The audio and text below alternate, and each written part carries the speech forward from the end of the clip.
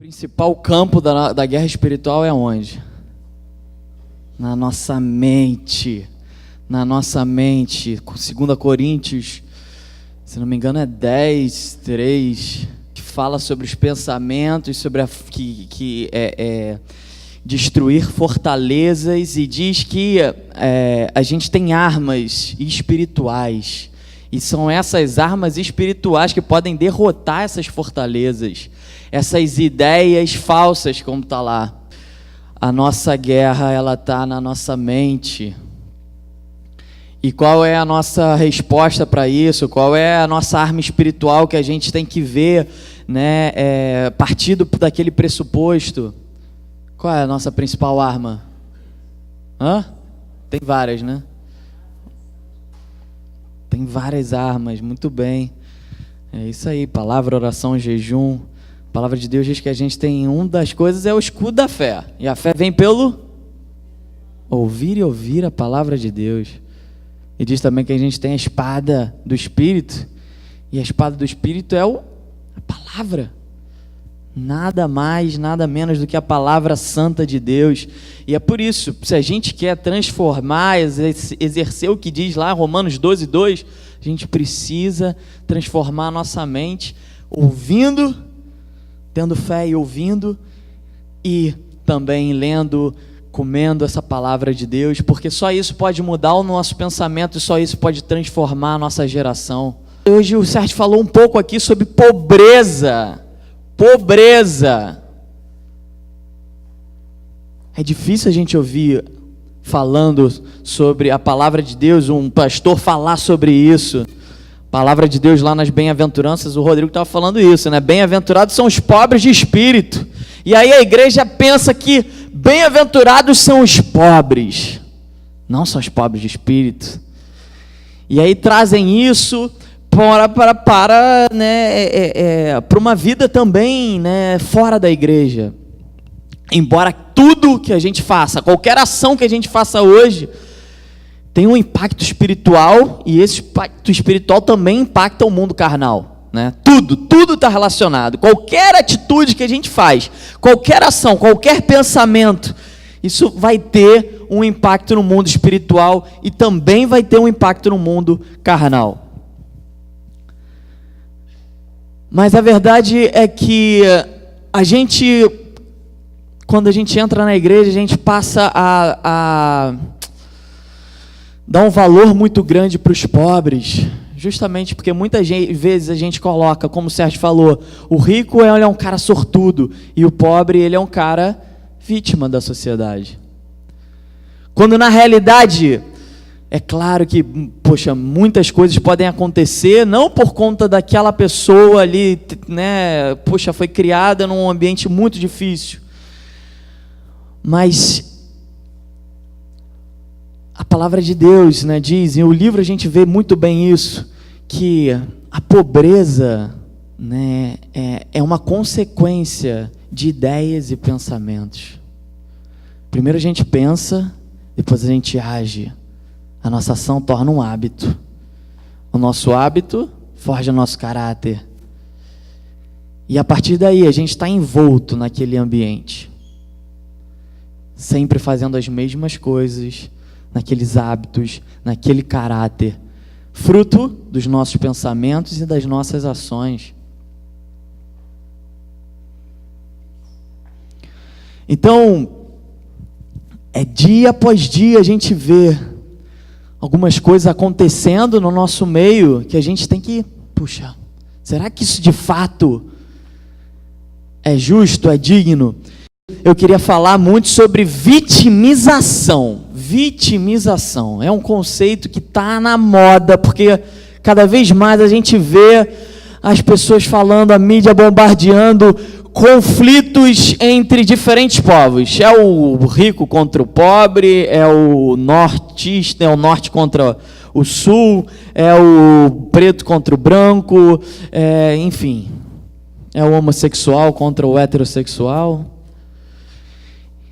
E a gente vê muito grande esse crescimento desse conceito de vítimas. As pessoas hoje em dia, elas preferem se dizer justificar suas ações, justificar seu estado, simplesmente arrumando uma desculpa para tudo aquilo. Eu aprendi no meu meio, né, que a nossa vida, a gente é formado sendo 33% da nossa vida. A gente é quem nós somos. Por quê? 33% por causa dos nossos antepassados, dos nossos pais. Os outros 33% é por conta do nosso ambiente que a gente vive. E 33%, um terço também, é simplesmente pelo nosso livre-arbítrio. Ou seja, a gente tem autonomia sobre quem que a gente vai ser, o que a gente vai se tornar, e o que a gente vai estar fazendo por um terço apenas de quem nós somos. Né? O restante é tudo reflexo de um ambiente, como o Sérgio falou, é reflexo dos nossos pais, do nosso DNA. Eu procurei saber um pouco mais sobre essa questão, e eu gosto muito de estudar essa questão de mente, sabe? Eu tenho uma paixão por estudar essa questão de mente, estudar por que pessoas bem-sucedidas chegam no sucesso.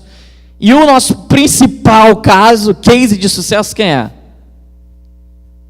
Jesus e a sua palavra, calma aí, não tem outra. A gente estava vendo aí na Copa do Mundo, Cristiano Ronaldo. Tá aí um cara que eu não gostava, Cristiano Ronaldo, odiava o Cristiano Ronaldo. Não odiava, mas eu não gostava do Cristiano Ronaldo. Eu achava um cara com pouco talento, né, um cara muito vaidoso, gostava muito de aparecer e com pouco talento, mas que, beleza, fazia os seus golzinhos. Mas a cada momento que passa, cada ano que passa, mais eu falo, caramba, que cara interessante.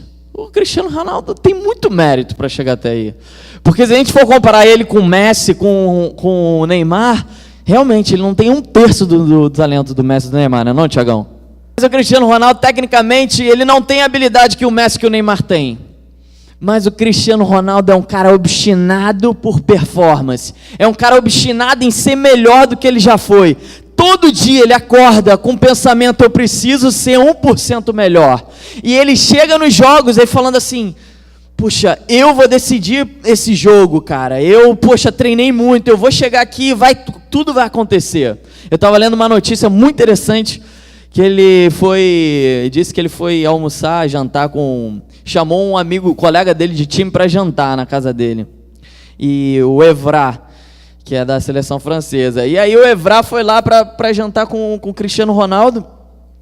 E o Cristiano Ronaldo chegou e serviu, né, para o jantar uma saladinha, água e um franguinho grelhado. E aí o Evra falou, poxa, legal, né, o início, né, a saladinha para começar, legal, agora vou esperar poxa, deve vir um banquete agora do Cristiano Ronaldo. Ele disse que terminou o prato, o Cristiano Ronaldo falou, Evra, já era de noite, tarde já, Evra, vamos agora treinar uns passes, vamos treinar uma cabeçada? Aí o Evra começou a perguntar assim, ele, não, agora, poxa, a casa dele era super grande, então vamos dar umas corridas aqui em volta da minha casa, a gente precisa aprimorar o nosso estado físico, para chegar nos jogos bem. E o Evra saiu de lá falando assim, gente, né, essa era o objetivo da reportagem, pessoal, sempre que o Cristiano Ronaldo te convidar para ir para casa dele, não vá, porque o cara é maluco. O cara é obstinado por ser melhor. E assim, não é porque as pessoas são do mundo que a gente não tem que perceber o porquê que essas pessoas são boas nas suas áreas. A gente tem que ver o melhor de cada um para a gente também ser um pouco também. É claro que à luz da palavra de Deus, o que a palavra de Deus está falando ali sobre isso também. Mas a questão é que cada dia mais a gente vê pessoas arranjando desculpas por conta de sua situação atual. Sendo que, quem já ouviu aquele ministério Eu Escolhi Esperar antigamente? Já ouviu? Eu Escolhi Esperar? Legal, né? Era um ministério, assim, bastante tempo que eu não vejo, mas não vejo nada. Mas eles falavam uma coisa muito interessante. Ela falava assim, era a principal frase deles: hoje eu faço as minhas escolhas, e amanhã as minhas escolhas, né, fazem a mim. Então, o nosso futuro é reflexo do nosso presente. É do que a gente está fazendo, é do que a gente está agindo. Então a gente não pode ser coitadinho, a gente não pode se achar, por que eu não consigo o meu emprego, por que não... Tudo é um reflexo. É claro que há questões, né? Nada é uma coisa muito sólida, há questões, há variáveis, mas você tem que estar sempre se perguntando e colocando você mesmo à brecha para saber por que a sua empresa não tem ido 100% bem, onde você pode melhorar em você e na sua empresa, não só no caso da sua empresa, mas em você também. Esse é o nosso trabalho de dia a dia. Não só ficar colocando a culpa na crise. Não é, o problema não está aí. A questão é que tem uma frase que eu gosto muito, essa frase é muito legal. Ela fala assim: o problema não é o problema. O problema é a sua atitude quando enfrenta o problema. Pararam para pensar isso? O problema não é o problema em si, porque o problema todo mundo tem. E por que as pessoas, né, que conseguem, né, fortuna, riqueza, né, e aí fortuna, né? Por que elas são bem-aventuradas e, poxa, a gente não tem conseguido? É tudo como a gente reage e como os nossos princípios estão pautados na palavra de Deus. Porque o mundo, ele pode não ter o conhecimento das leis de Deus, dos princípios de Deus, mas se eles estão, de alguma forma, sendo bem-sucedidos naquilo que eles se propõem, é porque eles estão indo em congruência com as leis de Deus. Irmãos, a lei de Deus é igual para a gente e para os ímpios. Não muda. Não adianta, a lei não muda. O livro dá até ele fala assim, não adianta, a lei é para todo mundo. Ele fala assim, poxa, se você quiser pular de uma ponte, você vai morrer. É a lei de Deus, é a lei da gravidade, você vai morrer. A lei está sobre todos. Não tem o que a gente fazer. Mas a grande verdade é a gente entender, né, a pobreza como consequência, né, de ideias e de ações. Talvez a gente aqui no Brasil, a gente vive muito sobre essa questão muito forte da escravidão, e isso realmente é uma coisa que, poxa, atrapalhou muito, e a gente vê dificuldades. Mas se você pega uma pessoa, né, em igualdade de condições, e uma pessoa se tornou pobre e outra rica, você entra lá e vê os provérbios lá que o Sérgio estava lendo aqui. Qual é a causa? Preguiça. Qual a causa? Avareza, medo, desonestidade, corrupção. É isso. A pobreza nada mais é do que a rejeição do cristianismo. É rejeição do... E aí eu falo pobreza em todos os sentidos, tá, irmãos? Rejeição do que os princípios bíblicos estão falando conosco. Porque a palavra é a palavra de prosperidade, é uma palavra de bênção. Os empregados vitimistas são aqueles que encontram problemas para todos os tipos de respostas. Profundo, né? Mas é. São pessoas que toda hora tem um problema, tem uma situação, ele encontra sempre o problema. Sempre problema. Já aquele cara que é um sócio proprietário, que ele sabe que a empresa dele tem que crescer, tem que acontecer, ele vai achar uma resposta, nem que ele fique o dia inteiro pensando naquela situação. Ele não vai se acomodar, ele vai chegar até o final. Tem aqueles empregados, eu estou até com um coach assim meu, né? A minha coach, né? Então a gente trabalha. Um dos problemas dela, ela não consegue chegar na hora. E ela fala que ela sempre chega às 6h15, porque o ônibus dela, não sei o quê, e ela é muito ruim com o horário. Enfim, mas enfim, uma das coisas que eu falei para ela, em vez de você pensar, né, na hora que você vai chegar, pensa sempre, calcula sempre na hora que você tem que sair de casa. Então, se você demora mais ou menos meia hora do teu transporte, não pensa, não, eu tenho que chegar no meu trabalho 9h. Não, pensa que você tem que sair de casa 8h15 para você chegar lá 8h45. Isso mudou a vida dela mesmo, que ela fala que, poxa, agora ela ganhou muito mais credibilidade, né? Mas, enfim, eu só estou falando isso porque ela sempre chega atrasada. Então, tem sempre gente que chega atrasada e coloca, não, porque o meu ônibus quebrou, porque eu não sei o que lá aconteceu. E é sempre culpa do ambiente, né? Vitimismo. Ações também. Poxa, se a cara fica olhando muito no... Toda hora ele se mostra uma pessoa desinteressada. Você consegue perceber isso. Se ela, poxa, às vezes pega o telefone, celular, tá nervosa com alguma situação, ou tá querendo que passe rápido aquilo ali.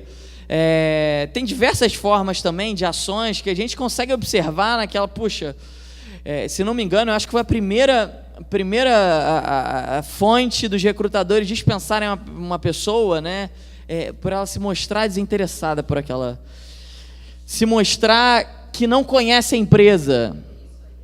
Pô, como é que ela vai para uma entrevista de emprego sem conhecer?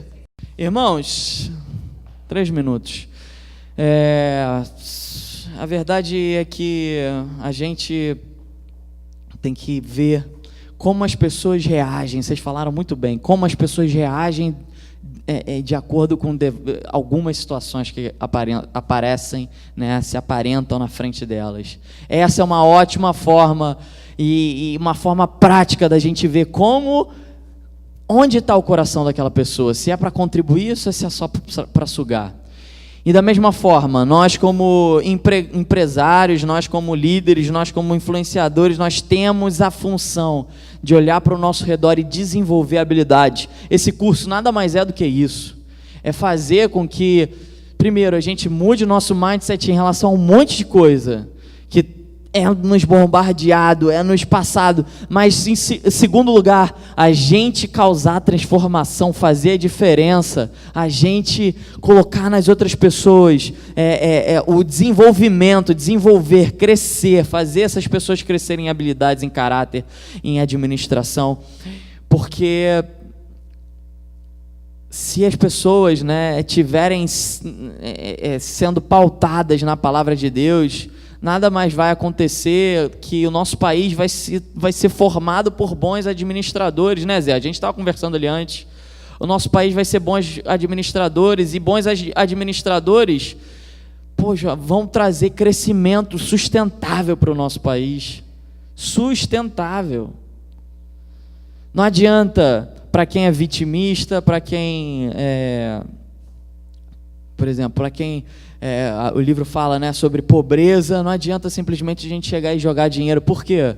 Porque elas não têm capacidade de administração. Então, a gente tem a obrigação, a igreja tem a obrigação social de ir para esses lugares e demonstrar e ensinar. A nossa principal função é discipular. A nossa igreja diz que nós somos uma família discipulando as nações. Temos a missão de discipular as pessoas ao nosso redor, irmãos, para fazer com que saiam da pobreza e cheguem onde Deus quer para elas. Cada um tem o seu limite, como a gente falou, né? Mas fazer essas pessoas chegarem no destino, no chamado que Deus tem para elas.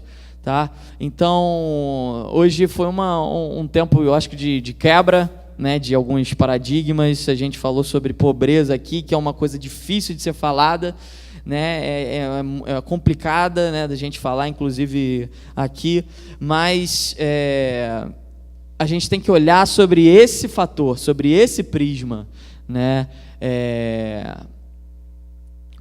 Nada é por acaso, tudo é consequência das nossas ações, né? E é claro que há situações diferentes, né? Há situações no meio, mas a gente tem que procurar, sendo nos pobres, nos ricos, nos empregados ou nos nossos liderados, desenvolver neles uma capacidade de administração, habilidade de caráter. Amém?